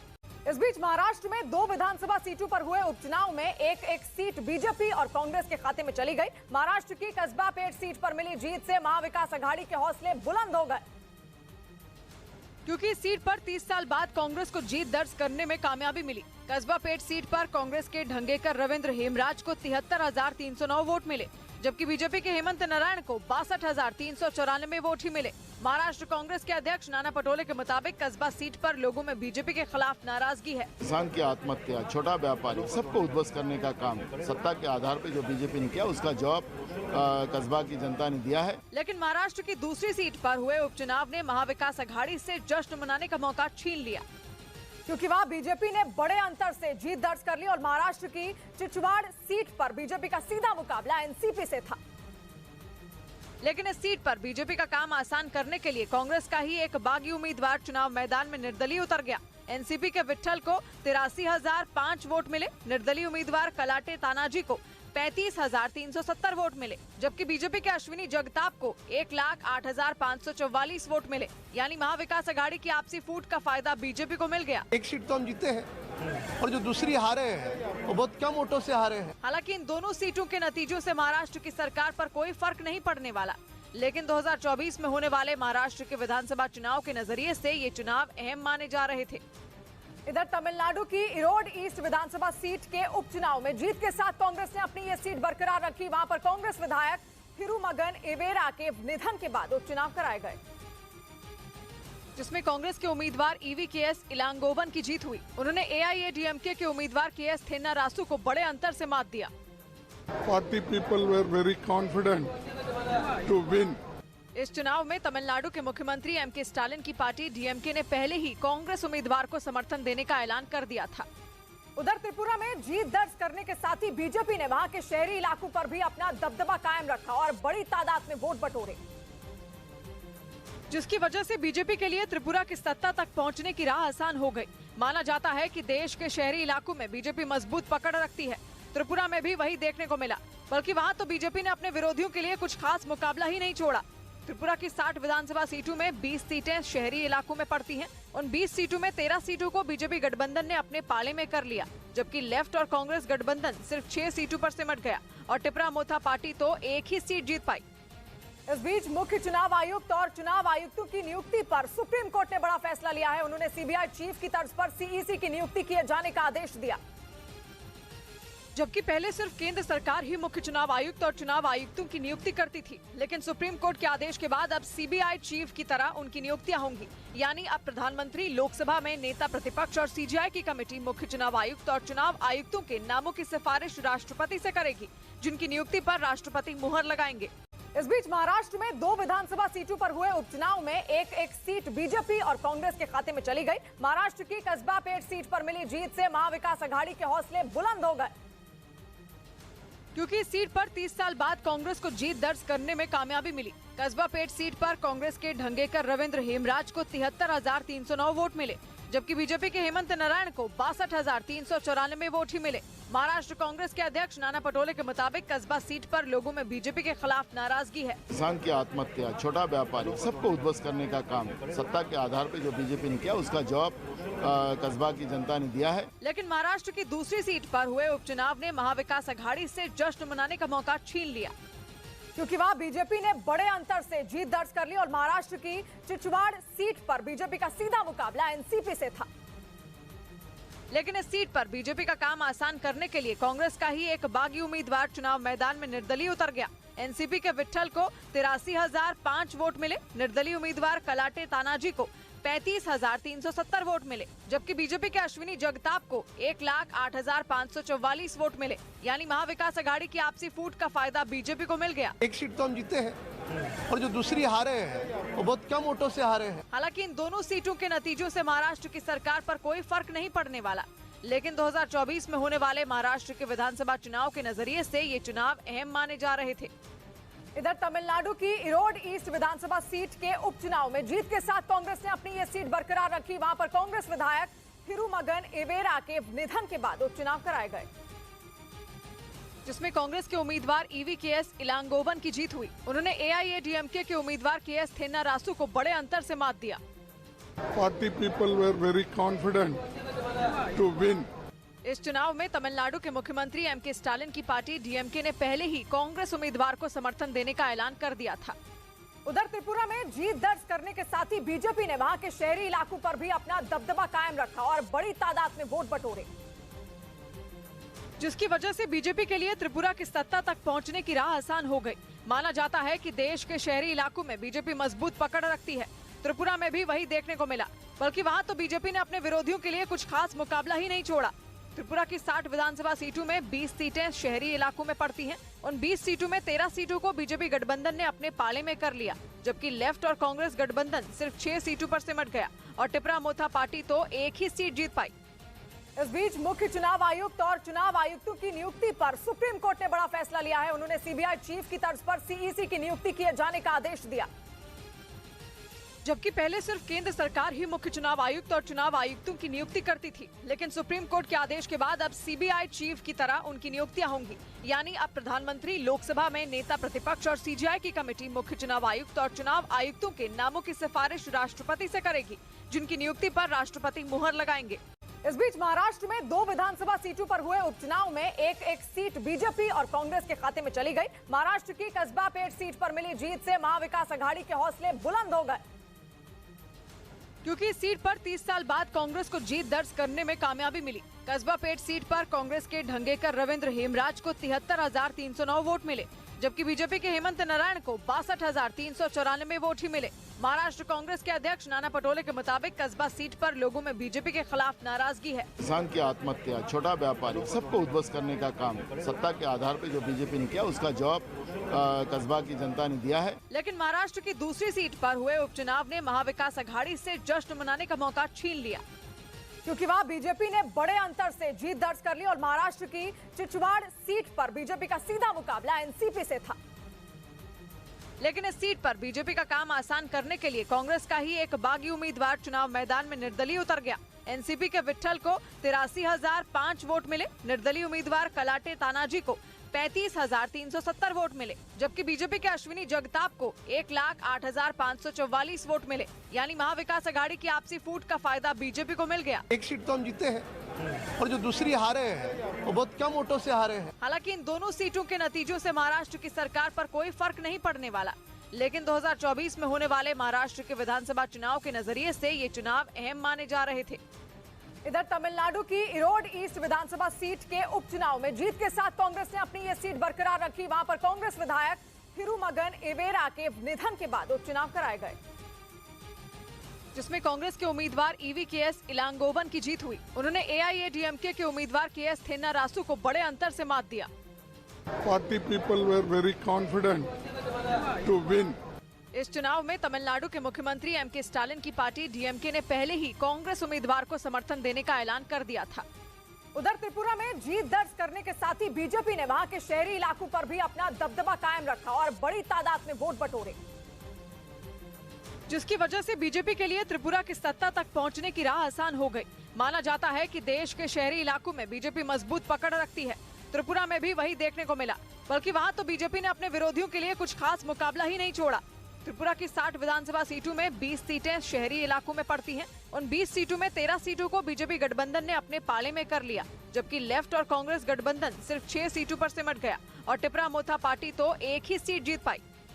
इस बीच मुख्य चुनाव आयुक्त और चुनाव आयुक्तों की नियुक्ति पर सुप्रीम कोर्ट ने बड़ा फैसला लिया है। उन्होंने CBI चीफ की तर्ज पर CEC की नियुक्ति किए जाने का आदेश दिया, जबकि पहले सिर्फ केंद्र सरकार ही मुख्य चुनाव आयुक्त और चुनाव आयुक्तों की नियुक्ति करती थी। लेकिन सुप्रीम कोर्ट के आदेश के बाद अब CBI चीफ की तरह उनकी नियुक्तियां होंगी। यानी अब प्रधानमंत्री, लोकसभा में नेता प्रतिपक्ष और CGI की कमेटी मुख्य चुनाव आयुक्त और चुनाव आयुक्तों के नामों की सिफारिश राष्ट्रपति से करेगी, जिनकी नियुक्ति पर राष्ट्रपति मुहर लगाएंगे। इस बीच महाराष्ट्र में 2 विधानसभा सीटों पर हुए उपचुनाव में एक सीट बीजेपी और कांग्रेस के खाते में चली गई। महाराष्ट्र की कस्बा पेट सीट पर मिली जीत से महाविकास अघाड़ी के हौसले बुलंद हो गए, क्योंकि इस सीट पर 30 साल बाद कांग्रेस को जीत दर्ज करने में कामयाबी मिली। कस्बा पेट सीट पर कांग्रेस के ढंगेकर रविंद्र हेमराज को 73,309 वोट मिले, जबकि बीजेपी के हेमंत नारायण को 62,394 वोट ही मिले।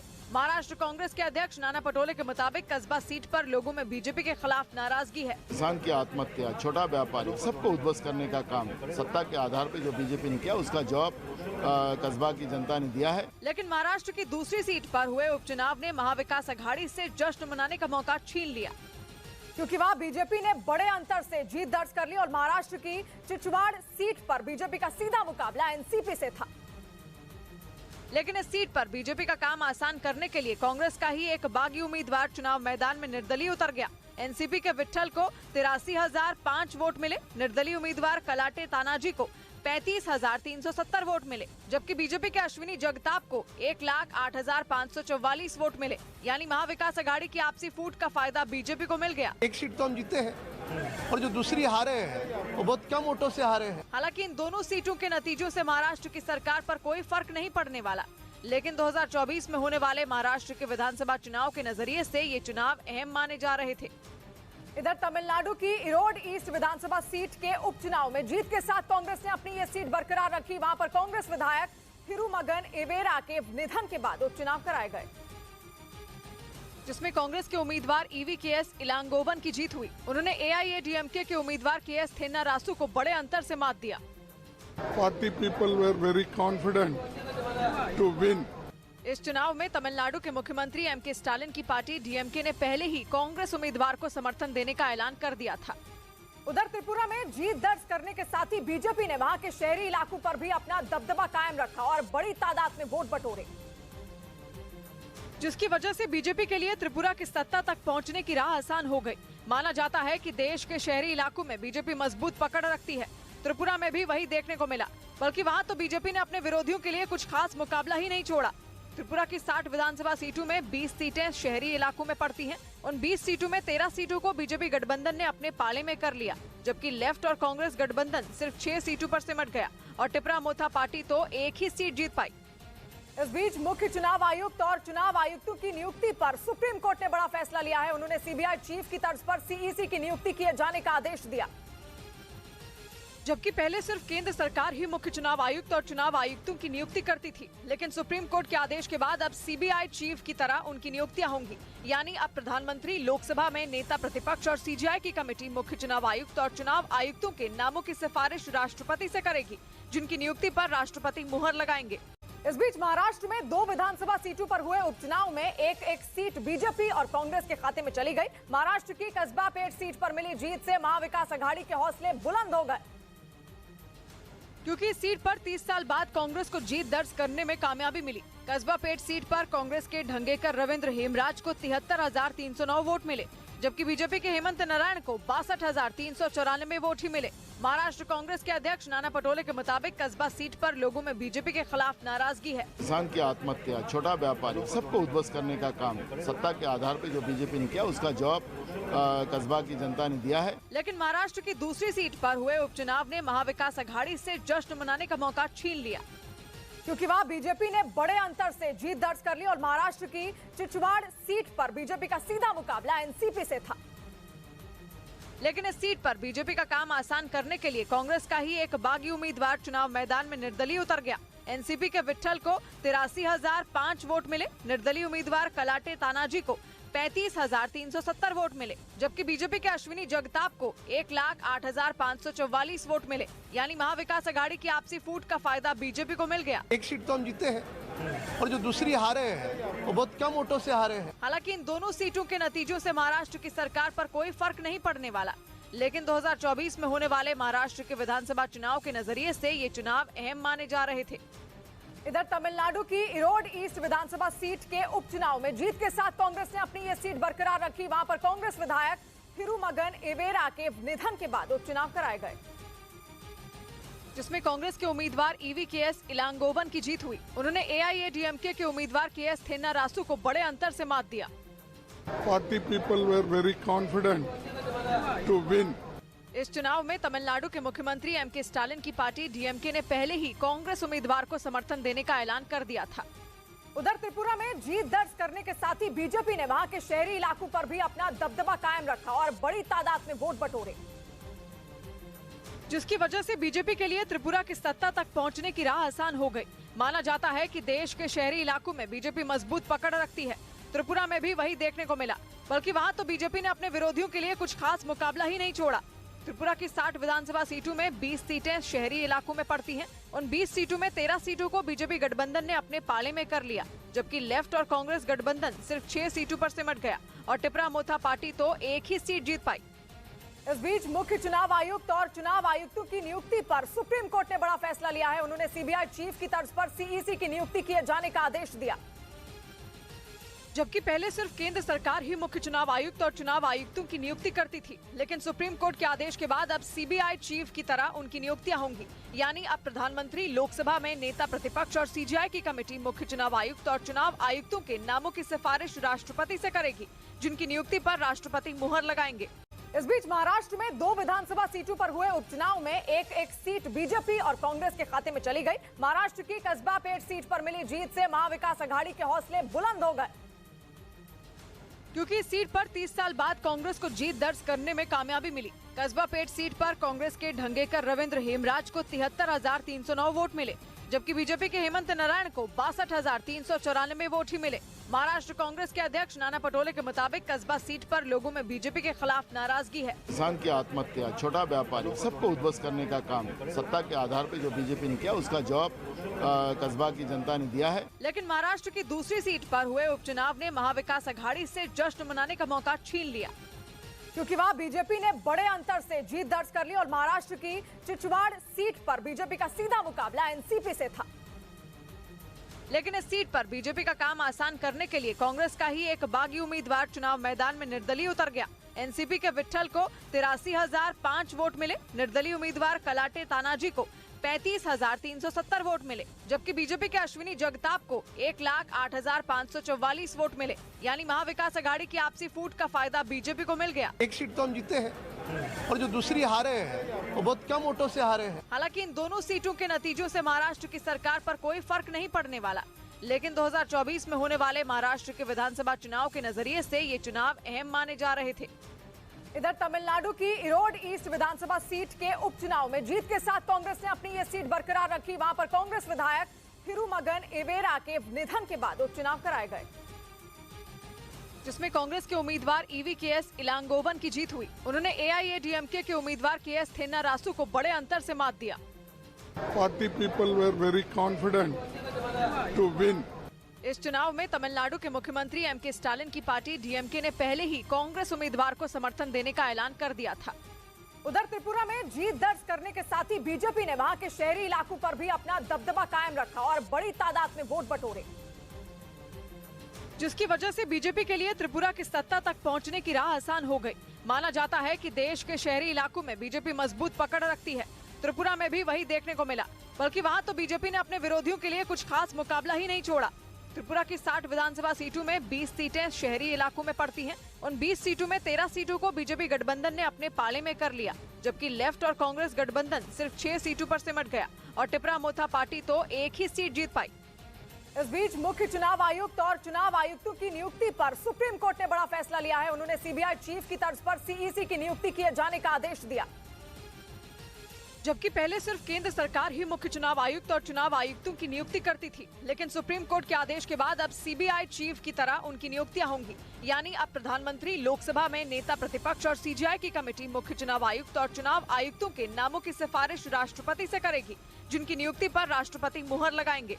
इस बीच महाराष्ट्र में 2 विधानसभा सीटों पर हुए उपचुनाव में एक सीट बीजेपी और कांग्रेस के खाते में चली गई। महाराष्ट्र की कसबा पेट सीट पर मिली जीत से महाविकास आघाड़ी के हौसले बुलंद हो गए, क्योंकि इस सीट पर 30 साल बाद कांग्रेस को जीत दर्ज करने में कामयाबी मिली। कसबा पेट सीट पर कांग्रेस के ढंगेकर रविंद्र हेमराज को 73,309 वोट मिले, जबकि बीजेपी के हेमंत नारायण को 62,394 वोट ही मिले।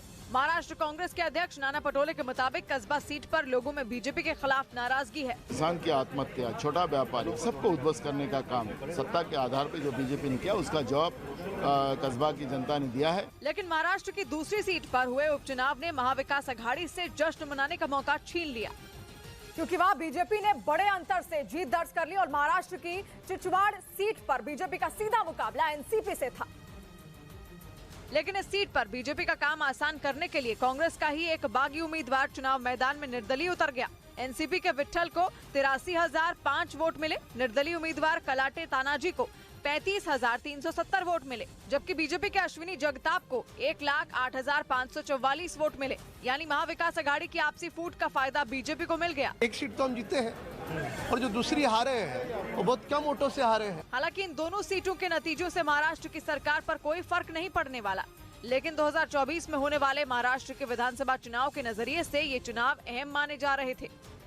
इधर तमिलनाडु की इरोड ईस्ट विधानसभा सीट के उपचुनाव में जीत के साथ कांग्रेस ने अपनी ये सीट बरकरार रखी। वहां पर कांग्रेस विधायक थिरुमगन एवेरा के निधन के बाद उपचुनाव कराए गए, जिसमें कांग्रेस के उम्मीदवार ईवीकेएस इलांगोवन की जीत हुई। उन्होंने एआईएडीएमके के उम्मीदवार केएस थेन्नारासु को बड़े अंतर से मात दिया।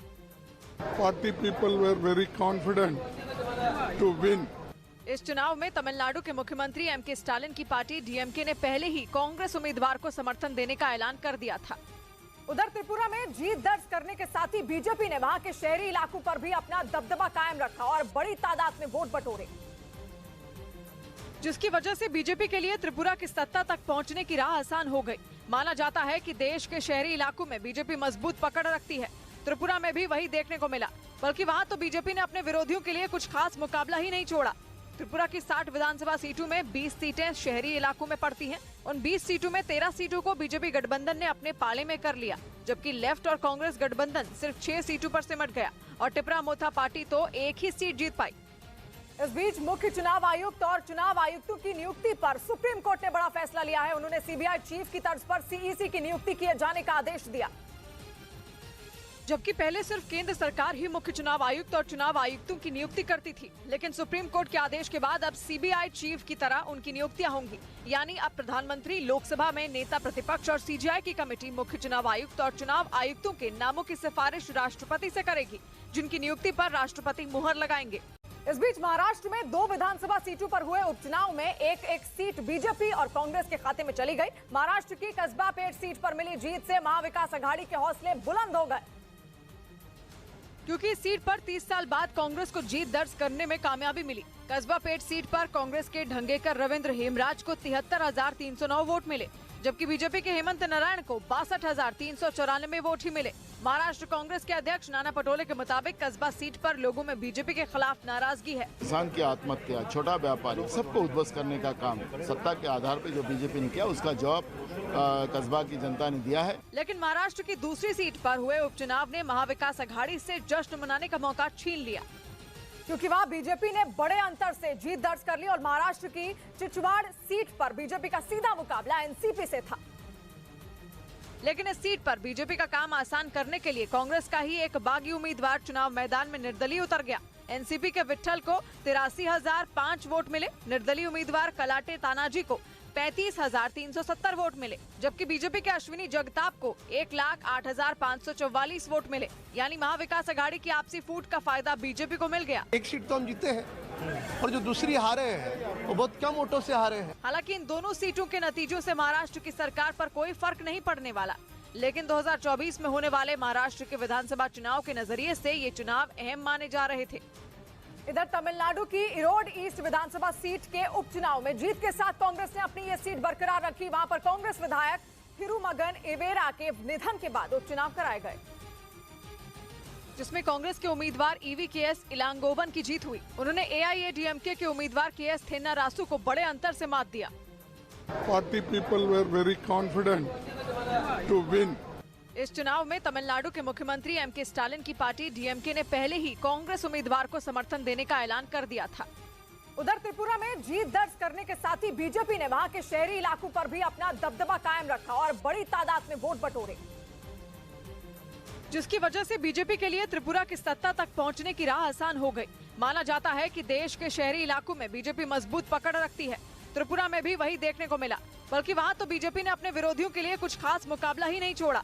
त्रिपुरा की 60 विधानसभा सीटों में 20 सीटें शहरी इलाकों में पड़ती हैं। उन 20 सीटों में 13 सीटों को बीजेपी गठबंधन ने अपने पाले में कर लिया, जबकि लेफ्ट और कांग्रेस गठबंधन सिर्फ 6 सीटों पर सिमट गया और टिपरा मोथा पार्टी तो एक ही सीट जीत पाई। इस बीच मुख्य चुनाव आयुक्त और चुनाव आयुक्तों की नियुक्ति पर सुप्रीम कोर्ट ने बड़ा फैसला लिया है। उन्होंने सीबीआई चीफ की तर्ज पर सीईसी की नियुक्ति किए जाने का आदेश दिया, जबकि पहले सिर्फ केंद्र सरकार ही मुख्य चुनाव आयुक्त और चुनाव आयुक्तों की नियुक्ति करती थी। लेकिन सुप्रीम कोर्ट के आदेश के बाद अब सीबीआई चीफ की तरह उनकी नियुक्तियां होंगी। यानी अब प्रधानमंत्री, लोकसभा में नेता प्रतिपक्ष और सीजीआई की कमेटी मुख्य चुनाव आयुक्त और चुनाव आयुक्तों के नामों की सिफारिश राष्ट्रपति से करेगी, जिनकी नियुक्ति पर राष्ट्रपति मुहर लगाएंगे।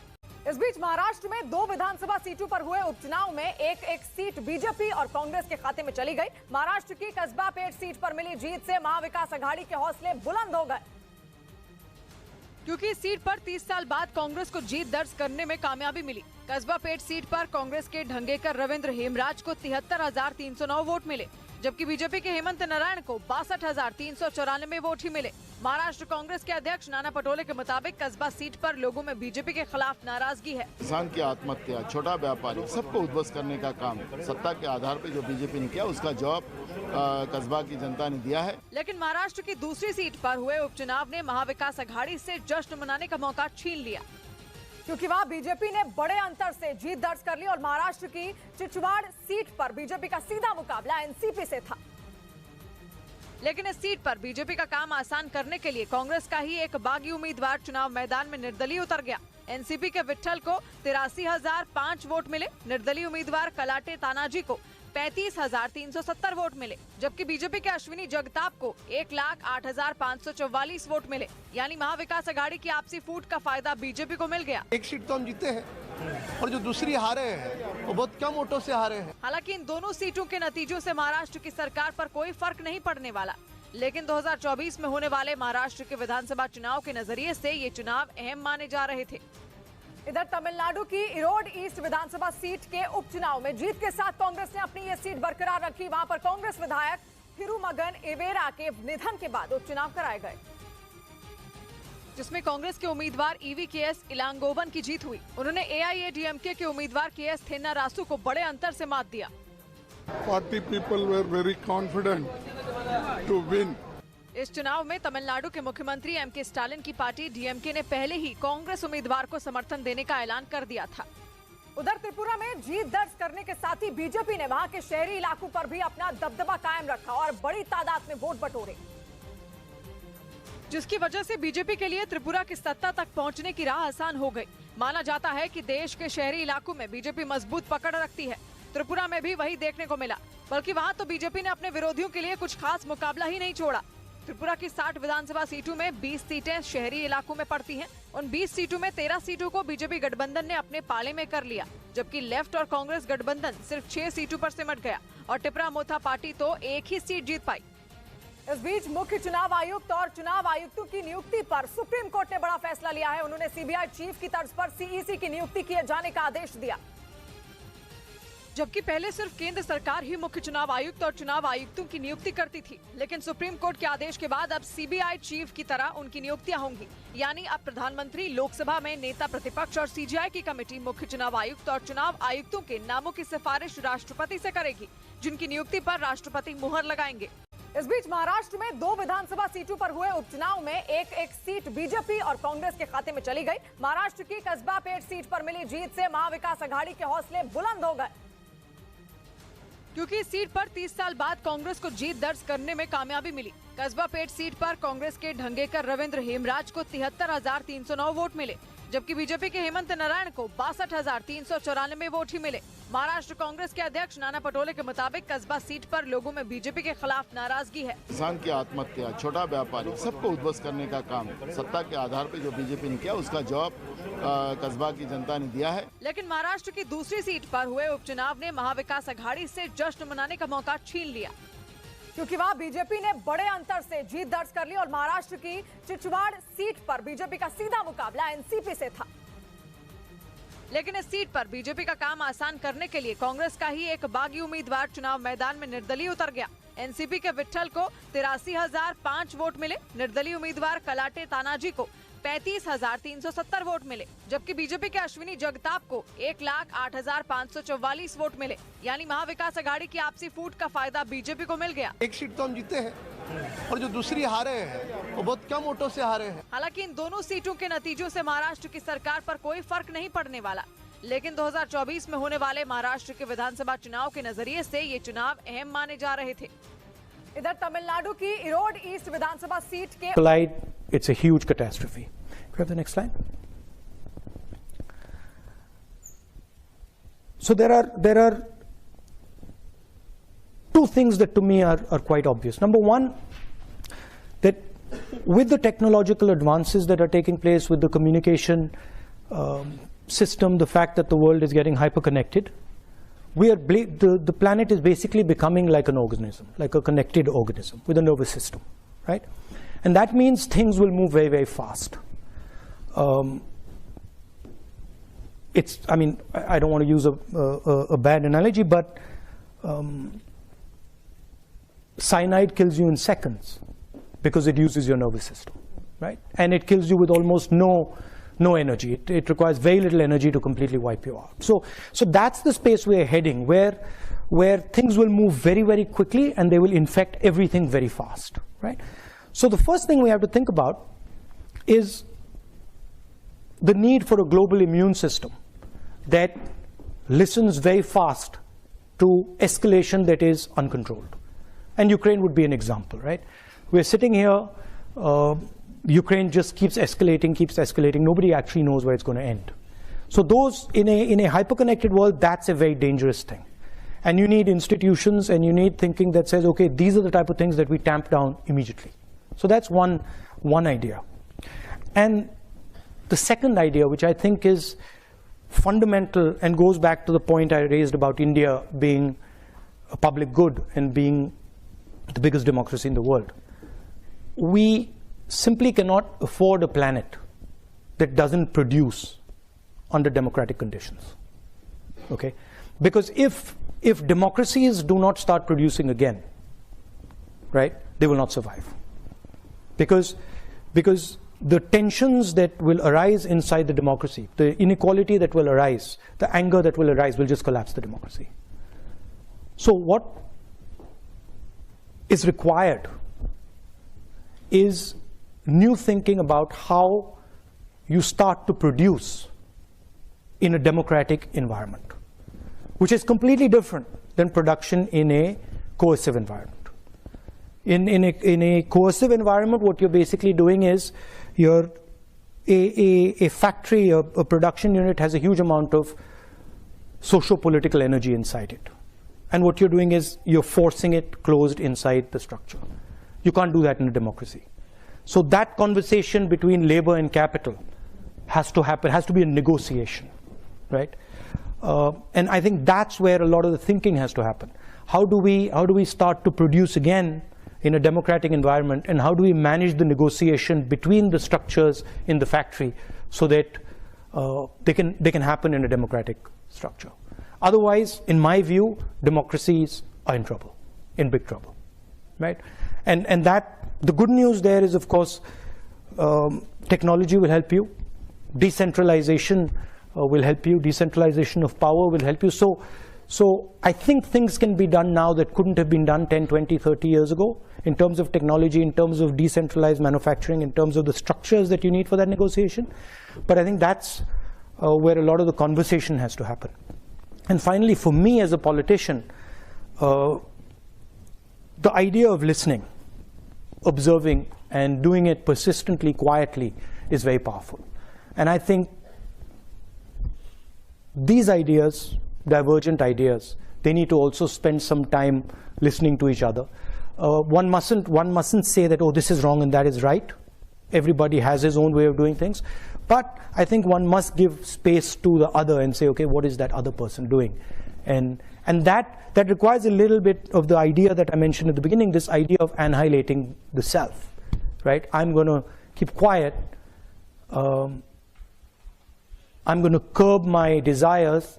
I'm going to curb my imagination, and I'm going to listen to the person in front of me with compassion, with affection, and see what he's trying to say, and listen deeply to what he's trying to say. I think that would be very, very good for the planet. Thank you.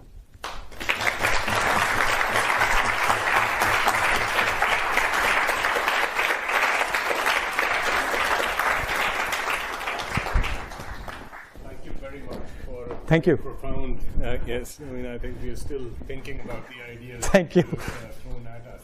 Do we have any time for questions? Did I overshoot? Yes. Okay. All right. Thank you. Questions? No, we got some questions from the audience already. All right. All right. First question is, what are your thoughts on the rising power of the right wing in India? Its control of key institutions like the media and the judiciary. So when you look at these things seriously, you have to go past the idea of the right wing, and you have to go in